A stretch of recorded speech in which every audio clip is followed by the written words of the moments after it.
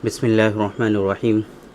देखिए, एज़ोस्पर्मिया जिन लोगों को होता है वो बहुत परेशान तो होते हैं, लेकिन कुछ इम्पॉर्टेंट चीज़ें हैं जिसके बारे में वो लोग नहीं समझ पाते हैं।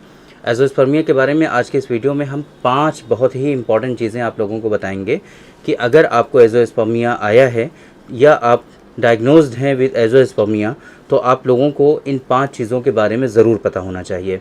इससे पहले कि आप बहुत परेशान होते हैं एज़ोस्पर्मिया के बारे में, बहुत डिस्टर्ब हो जाते हैं एज़ोस्पर्मिया आते ही। देखो, डिस्टर्बेंस की बात भी है, परेशानी की बात भी है, लेकिन फिर भी आप लोगों को ये 5 चीज़ें पता होनी चाहिए ताकि आप लोग एक बेहतर डिसीज़न ले सकें और सही से आप जो है इसको समझ सकें कि एज़ोस्पर्मिया बेसिकली क्या होता है। ये 5 चीज़ें क्या क्या हैं वो बहुत डिटेल में आप लोगों को अभी आगे हम बताने की कोशिश करेंगे। मेरे बारे में तो आप जानते ही हैं, मैं हूँ doctor Nizamuddin Qasmi. As a sexologist and infertility specialist हम पिछले 11 सालों से वर्क कर रहे हैं।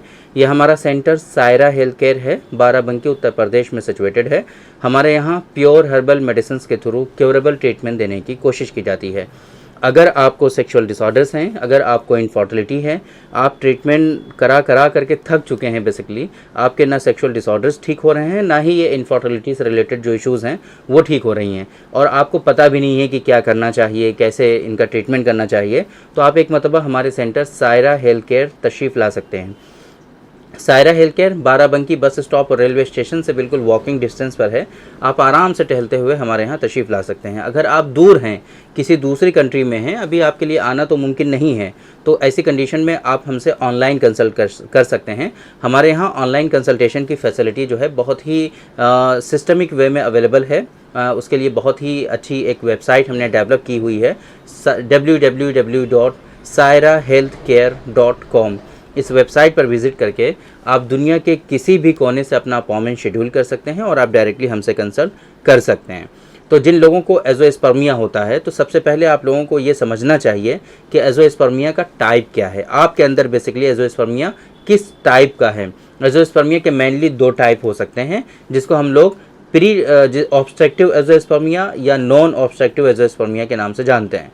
तो आपको अगर ये पता चल गया कि आपको एज़ोस्पर्मिया ऑब्स्ट्रक्टिव है, तो आपको ये समझ में आ जाएगा कि भाई अंदर स्पर्मेटोजेनेसिस हो रहा है, जो कि आपके लिए बहुत अच्छी बात है ना। एक तरह से अच्छी बात भी है और एक तरह से बुरी बात भी है। बुरी बात ये है कि ऑब्स्ट्रक्शन कंफर्म हो गया है, तो अब नॉर्मल कंसीव होना आपके लिए तकरीबन नामुमकिन हो जाता है ऐसी कंडीशन में।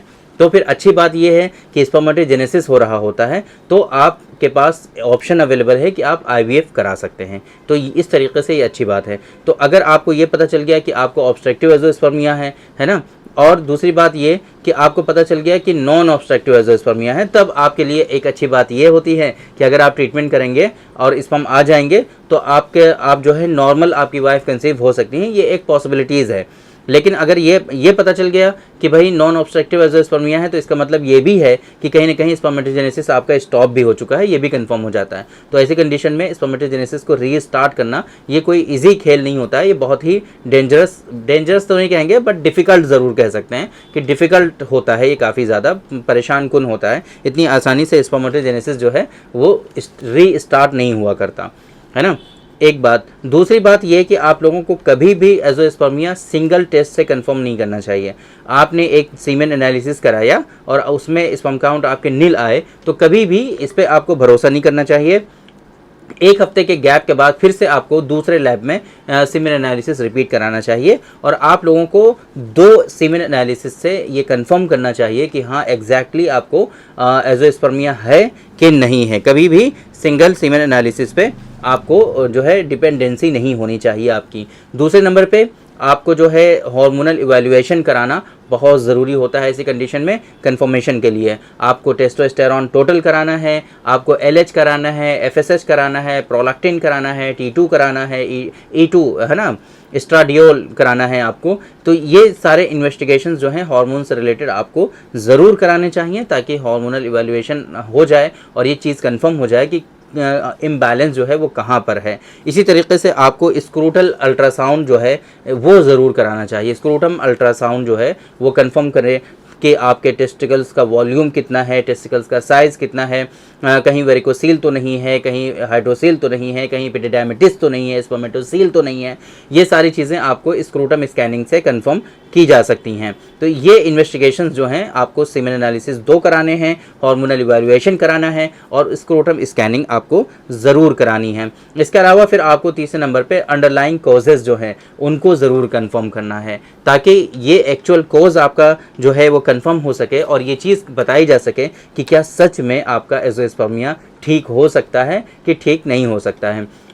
बहुत मतलब एज़ोस्पर्मिया के लोगों को कॉजेज़ जो होते हैं वो प्री टेस्टिकुलर लेवल पर होते हैं, कुछ लोगों को टेस्टिकुलर लेवल पर होते हैं, कुछ लोगों को पोस्ट टेस्टिकुलर लेवल पर होते हैं। तो वो कॉजेज़ के ऊपर डिपेंड करता है कि भाई आपका जो एज़ोस्पर्मिया है वो ठीक हो सकता है या नहीं हो सकता है। और एक इम्पॉर्टेंट चीज़ आप लोगों को ये समझनी चाहिए कि एज़ोस्पर्मिया अगर आपको डायग्नोज हो गया है तो इसका हरगिज़ सिंपल सा मतलब ये नहीं है कि आप कभी भी फादर नहीं बन सकते हैं, क्योंकि लोग बहुत ज़्यादा परेशान इसीलिए होते हैं कि भाई अब एज़ोस्पर्मिया है तो अब हम फादर नहीं बन सकते, हमारी वाइफ कंसीव नहीं हो सकती। हालांकि ऐसा नहीं है, हमारे पास ऑप्शन अवेलेबल है जिसके थ्रू आप फादर बन सकते हैं। IVF, it is called IVF, है ना। स्पर्म जो है आपके वो कलेक्ट कर लिए जाते हैं, किसी भी तरीके से पॉसिबिलिटीज़ होंगी, है ना। अगर ट्रीटमेंट करके भी हमें स्पर्मेटोजेनेसिस अगर आपका स्टॉप हो चुका है, मैच्योरेशन हो चुका है, मैच्योरेशन अरेस्ट हो चुका है बेसिकली, तो फिर ऐसी कंडीशन में हम कुछ ट्रीटमेंट देते हैं जहाँ से आपके स्पर्म आपके जो है मैच्योर हो जाते हैं। फिर वो स्पर्म को कलेक्ट करके IVF की टेक्निक के थ्रू आपको जो है फादर बनाने की पूरी कोशिश की जा सकती है। तो हमेशा एज़ोस्पर्मिया का मतलब हरगिज़ ये नहीं होता है कि आप फादर नहीं बन सकते, आपकी वाइफ कंसीव नहीं हो सकती, आपके बच्चे नहीं हो सकते। तो ये आपको ज़रूर समझना चाहिए। और एक बहुत ही इंपॉर्टेंट चीज़ जो हम आपको लास्ट में बताना चाहेंगे, एज़ोस्पर्मिया अगर आपको आया है तो इसका मतलब हरगिज़ नहीं है कि ये सिर्फ़ और सिर्फ आपके अंदर जो है सिर्फ इनफर्टिलिटी ही डेवलप करेगा, सिर्फ और सिर्फ आप इनफर्टाइल हैं, ऐसा हरगिज़ नहीं है। ये underlying medical severe medical condition, severe health से रिलेटेड कंडीशंस की भी जो है समझ लीजिए एक वार्निंग साइन हो सकता है आपके अंदर। बहुत सारे लोग गलती ये करते हैं कि भाई अडॉप्ट कर लेते हैं, फिर सोचते हैं एज़ोस्पर्मिया है तो उसको ऐसे ही छोड़ दो, आगे चल करके उनको मेजर कॉम्प्लिकेशंस डेवलप होते हैं, है ना।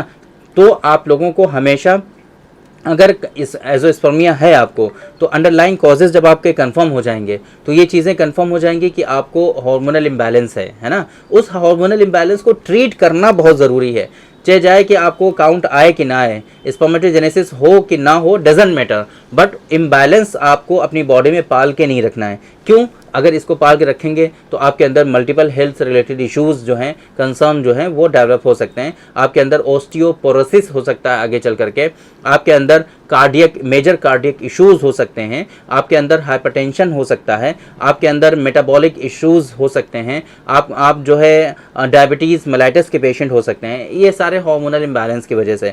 तो ये इसका मतलब हरगिज़ नहीं है कि आपको एज़ोस्पर्मिया है तो सिर्फ और सिर्फ आपको इनफर्टिलिटी से रिलेटेड इश्यूज़ आएंगे, आपको बहुत मेजर इश्यूज़ आपके हेल्थ से रिलेटेड भी आ सकते हैं। तो आप एक मतलब एक अच्छे डॉक्टर से कंसल्ट करिए, यूरोलॉजिस्ट, इनफर्टिलिटी स्पेशलिस्ट से कंसल्ट करिए। अगर आपके आसपास ऐसे लोग नहीं हैं तो आप एक मतलब हमारे सेंटर पर तशरीफ़ ले आइए। अगर आप दूर हैं, नहीं आ सकते हैं, तो आप हमसे ऑनलाइन कंसल्ट करिए। कोई परेशानी होती है आपको तो हमारा हेल्पलाइन नंबर आपको शो हो रहा है 9452580944। इस नंबर पर कॉल करके सुबह के Indian standard time morning 9 to evening 9, है ना, सुबह के 9 बजे से रात के 9 बजे तक हमारी टीम अवेलेबल रहती है, हमारा सेंटर ओपन रहता है। आप कॉल करके इन्फॉर्मेशन हासिल कर सकते हैं, कोई भी परेशानी होती है तो परेशानी को रिजॉल्व कर सकते हैं और मदद ले सकते हैं।